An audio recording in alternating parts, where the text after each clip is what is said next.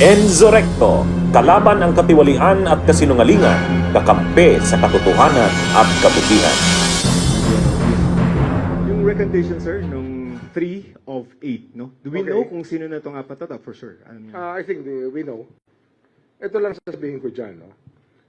They executed 2 affidavits already. And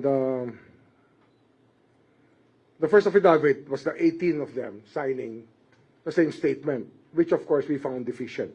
But still, consistent with the affidavit, these 8 people issued individual affidavits in front of our people here in the ombudsman. The assistant ombudsman were present when they did that, and they were asked questions about answering the questions freely with their own free will. I think that it's very clear that they were very comfortable signing the affidavit at the time. So, what gives? Usual. Ito yung punto na we should look at the lawyers again on the role of lawyers in our society. Kasi, lawyers, you're supposed to defend your client to the very end. Tama yan. Pero, when you start obstructing justice and start coming up with schemes to frustrate the ends of justice, then you become complicit in the crimes committed. Kaya, ano yan, mabigat yan. And we will make sure that Attorney Baligod will be there to answer questions, even before the court. And of course, we know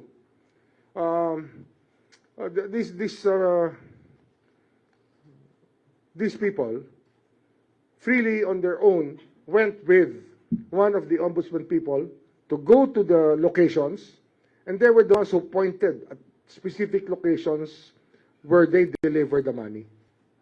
Oh, meron yan. So,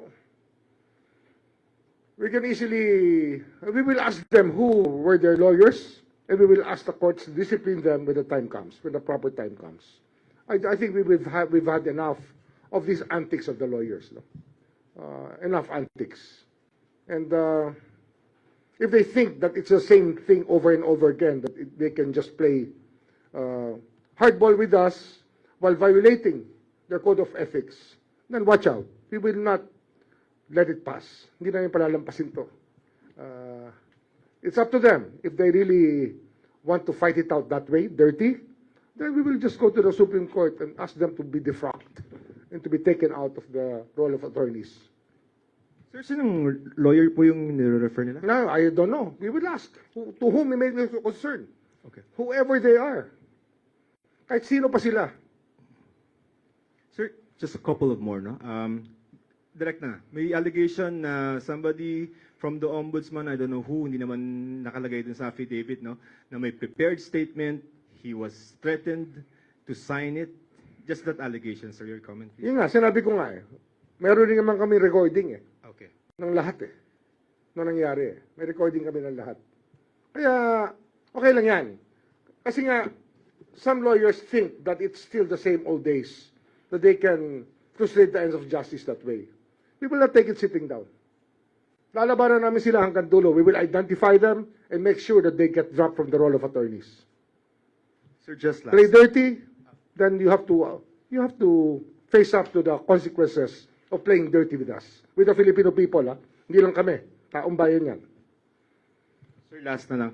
What is the legal status po of the counter affidavits? Because basically, the way... The counter affidavits are there no, for recognize us pala. to use. The affidavits are there for us to use, and we will use them. Okay. And if they want to recant it, so be it. But it will be in court already. Okay. Sir, does it weaken or strengthen your case against the speaker? Actually, neither. It doesn't weaken or strengthen. But of course, it just points out to the fact that there are people working on his behalf to obstruct the ends of justice. Can we elaborate, please? They're making people lie. Who's making people lie? Kami, kaya namin takutin ng Marines. Tatakutin namin sila. Ayaw nga nila ng protection eh, kasi nga kaya nila yung sarili nila eh. Paano sila matatakutin? Di ba? We're offering them security and people here are present. We're there when the Marines, may nakangiti pa, may tumatawa pa nga eh. May kinikilig pa nga habang may pirma eh. Tuwan-tuwa eh. Oh. Sir, doon na po sa fabricated na affidavit, dinadawit na sinasabi na pinipilit ng ombudsman na idawit si Pangulong Bongbong Marcos. Bakit po kaya? Hindi ko alam yun. Hindi ko alam yun. Hindi ko pa nababasa yung affidavits. Pero basta ako, I stand by the work that we do here. I stand by the work that we do here. Pero wala pong pagpipilit mula po sa ombudsman na papirmahin sila ng panibagong affidavit? Wala. Whatever they signed before stands. And they will be examined in accordance with the statements they made. Hindi sila, we will not, if they have to be treated as hostile witnesses, so be it. But their testimonies will be there in front of people to show that people who stole money are willing to frustrate the ends of justice so they can get away with what they did. Gusto nila makawala, subukan nila. Pero ito, we stand by it and we will present it in court.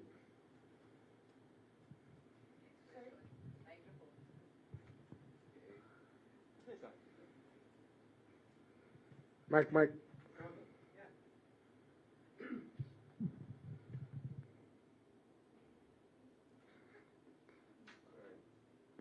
Hello, sir. Good afternoon po. Lianas Kapan, TJMA News Online.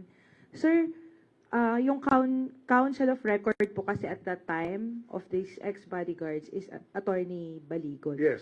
Do you feel that Attorney Baligod somehow intentionally misled the ombudsman and the ex-bodyguards as well? Given Baligod the is a very colorful character. That's what he is. I mean, from the PDAF days, you do your research on what Mr. Baligod did during the PDAF cases of Napoles. Pag-aralan nyo.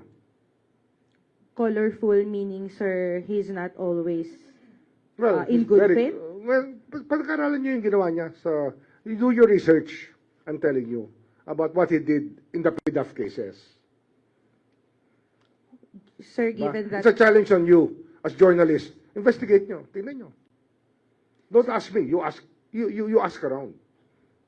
I'm not the best source for what kind of person he is. I think other people can tell you.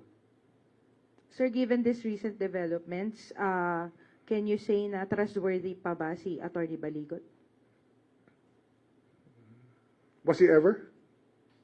Bunyog, halikan na kasama ka. Bunyog, kapag buklod ay may pag-asa. Luzon, Visayas, Mindanao, isa ang pananaw. Sa bagong Pilipinas ang bunyog isisigaw. Bunyog, bunyog.